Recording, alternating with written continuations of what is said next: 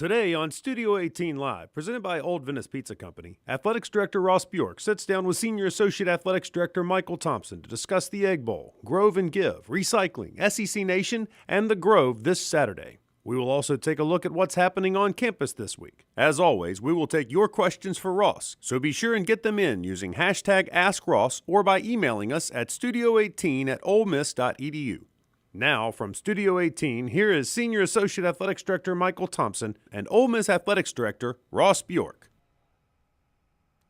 Welcome to Studio 18 Live, presented by Old Venice Pizza Company. This fall, we've been airing the shows on the Wednesday before each home game so that you can get your questions answered by our Athletics Director Ross Bjork. There are a couple different ways you can submit questions for this show and future shows. You can go to olemissports.com and click the Ask Ross link at the very top of the page, or you can use Twitter and the hashtag AskRoss. Welcome to the show. How are you? I'm good. Happy Thanksgiving. Happy Thanksgiving to you. Yeah. You got a nice beard growing in? It's coming in. A little gray, but I guess can't do anything about it. But you don't really know that it's gray until it gets in there a little bit. Grows in. Yeah, you can't really predict that. Though. Yeah, it's nice for these cold mornings. Absolutely. So, No Shave November, it has a good bit more meaning for us this year. Right. When I did this, November 3rd was that first Monday in November. Didn't realize it would have this meaning until I got a phone call on Tuesday afternoon from our chancellor, Dr. Dan Jones, letting me know that he's been in the hospital the last few days receiving tests, and it looks like cancer for him, and he confirmed all that Thursday of that week publicly.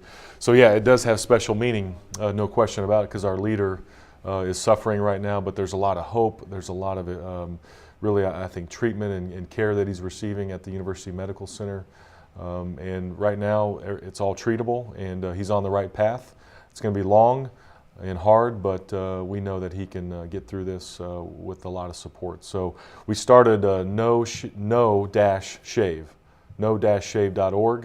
Team Dan Jones, and you can go on there and donate money to the American Cancer Society in honor of Dan Jones. So I think we've raised about $1,400. Yeah, not bad. So far, so hopefully we can pick that up here. Yeah, we got a few more days left. Absolutely.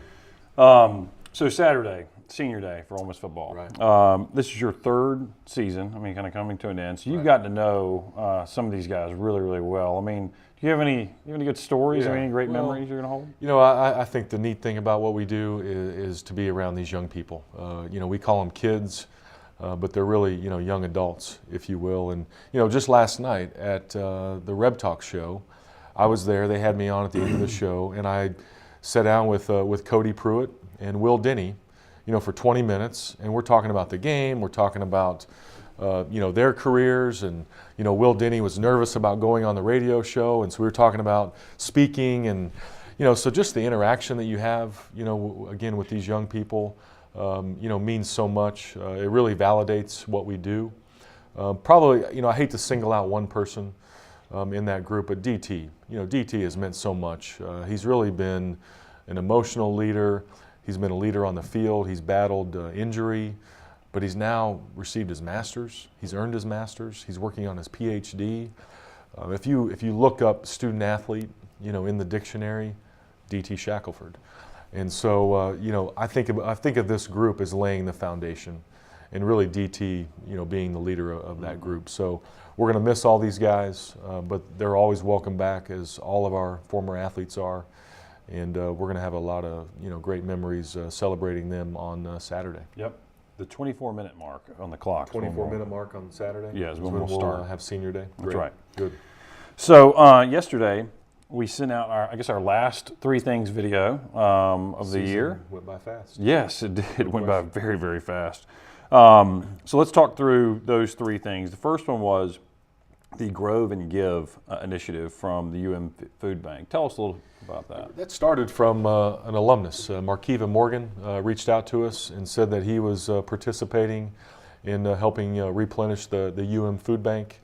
And he asked us if we'd promote something during the Egg Bowl week, and of course we said yes. So the Alumni Association, Student Affairs, and Athletics are promoting this. We did this on the video yesterday, and we hope that people will bring food items to the Union, to the Alumni House on Saturday before the game. and just give. And the thing that we really take for granted is that we think the students, somewhat have normal lives and that they have, all the needs taken care of. Well, they don't. Some of them have needs, and that includes food. And so the food bank is open to any student. They can walk in there. There's no questions asked. There's no revealing of who is in need. And it's just a great way, for us to give back to our students who do need help. So we hope that a lot of people just bring stuff, maybe leftovers, canned items, milk items, toiletries, here on Saturday. Yeah, just doing this show and the Three Things video, you get exposed to a lot of different things. I had no idea that we had that need, and a lot of times we look further out to serve and even in other countries, but sometimes it's kind of right here and our own campus with our own students. So yeah, that's an important one. So the second of the three was about recycling. And so we have a great relationship, especially since you got here, with the Office of Sustainability on campus. And so it's the Green Grove Initiative. They have lots of different events and initiatives, but this weekend is a big competition. What can you tell us about that? Yeah, the competition is great, but if you look at overall what happens on campus, we have over 400,000 tons of garbage taken out of the Grove. So if we could recycle most of that, think how far ahead we could be as a society. So we have green recycling bags that have been passed out all year long in the Grove, and student volunteers are doing that. So I think the awareness has really taken hold with our student groups and also with our fans. And then this week, around the country, it's the EPA is doing a competition to see how much can be recycled as part of game day around the country. So we're in competition, just like we are on the field, with other universities to do recycling efforts this weekend. So we want people to pay attention to that. Grab those green bags, put your stuff in, and we'll collect those when we do the Grove cleanup. olemiss.edu/green is the website, I believe, to check on that. So olemiss.edu/green, and it's just a great way to protect the environment and protect society moving forward. Yeah, and a lot of that stuff is measured by, like you said, by tonnage and weight. Right. And so solo cups, if you put them together, they can weigh a good bit. So, I mean, if we can get those solo cups just into the right bags, then we can make a big difference. A big dent. No question. In that. So both of those are great examples of how one of your core values, university integration, is really kind of brought to life within the department. I mean, where'd that come from with you, and how does that work? It really started, I think, when I was at Missouri, when I worked at Missouri, and I attended a meeting, and they formed a committee to figure out how athletics and alumni affairs could work together. Now, I don't know why you had to have a committee to figure that out when 2 or 3 people just could have sat down and said, hey, how do we work together? And so it really struck me that, athletics cannot be separate. We can't be across the street. I use the term at Western Kentucky, we're not down the hill mentally. We were physically, but not mentally. So here we can't be across the street. We're part of campus. And so when we partner with the Winter Institute, the Alumni Association for travel, student affairs around mustaches last week, or discipline matters, or whatever it might be around faculty, integration. We have a guest coach program. I mean, we could count 50 to 75 interactions that we have on a yearly basis with our campus. And so those things are important to show that, yes, we're the most visible, but we're not the most important thing that happens. Everything else that happens in academics and research and changing lives, that's what we do as an institute of higher learning. And we have to be a part of that in a big way. So that's why I believe in it, and I think it adds up. I think it builds equity around athletics. It shows that we're doing the right thing, and we'll continue to promote these efforts across campus. Great stuff. The third and the Three Things was SEC Nations. It's their second visit of the year. I know it may be, we may be the first repeat. I'd have to double check that. But I mean, obviously the Grove is one of those sought after places. Game Day loved it. SC Nation loved it. So what does this mean for the Grove and Saturday? The good thing is we've done this before. This is our third time, hosting a pregame show of this magnitude. And so we put out a map yesterday, very same footprint as SEC Nation, but yet smaller than College Game Day. So there will be people affected around the Grove stage that normally have their tents set up, but we've worked with the tent companies just like we did before to communicate all that. The biggest difference this Saturday is the game time. The game time's 2:30 versus the Tennessee game was at 6 o'clock.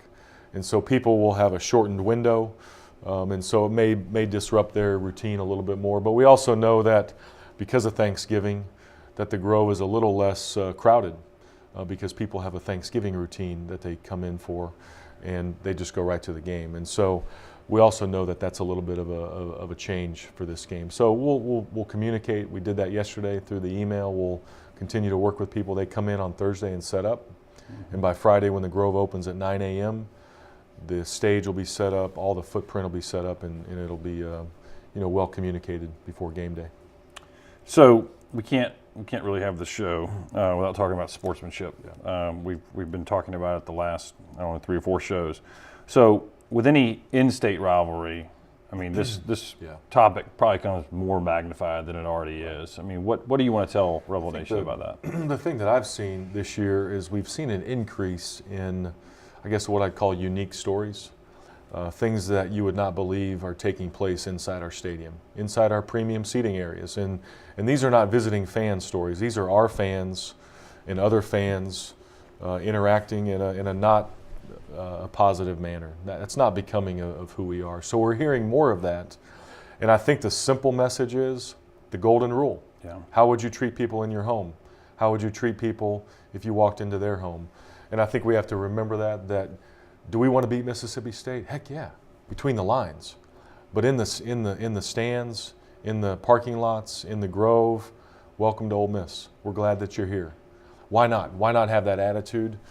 So I think we have to continue to hammer that home, that this is the place where everyone is welcome, no matter what shirt you're wearing, no matter what team you pull for.